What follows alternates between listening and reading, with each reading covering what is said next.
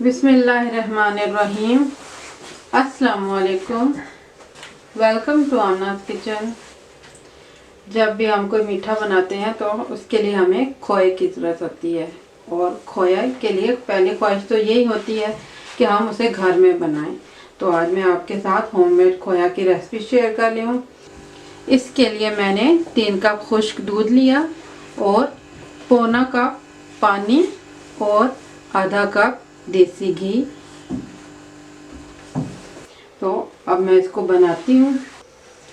सबसे पहले आप पानी डालें बर्तन में,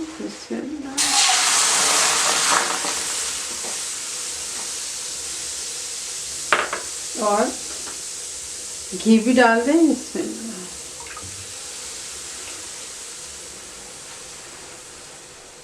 साथ ही आपने 3 इलायची डालनी है इसमें।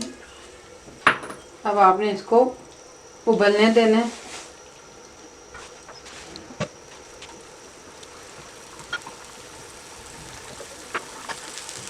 इसको अच्छी तरह से मिक्स करें और 1 मिनट के लिए आपने इसको पकने देना है।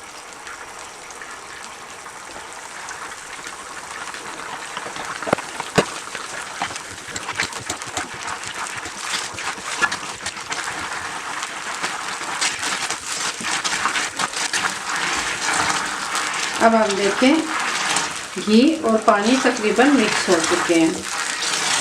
ठीक है, 1 मिनट में ये अच्छी तरह से मिक्स हो जाएंगे। तो अब आपने इसमें मिल्क पाउडर को डाल देना है।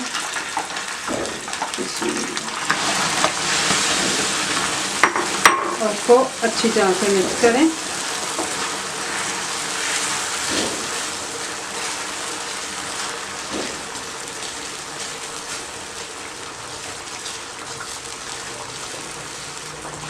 इसके सारे लम्स तोड़ दें आप।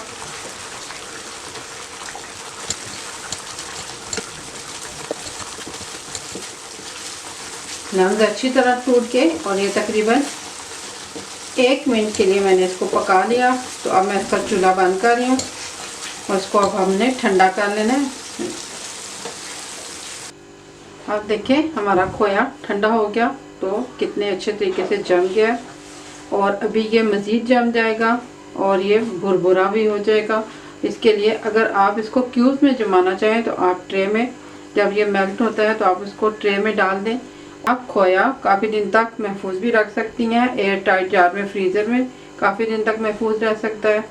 तो आप ये खोया बना कर रखें और अपने मीठों में इस्तेमाल करें। इंशाल्लाह आपके मीठों का जायका बदल जाएगा। ज़रूर बनाइएगा, बनाकर बताइएगा। दुआओं में याद रखना। मेरे चैनल को सब्सक्राइब करना। अल्लाह हाफिज़।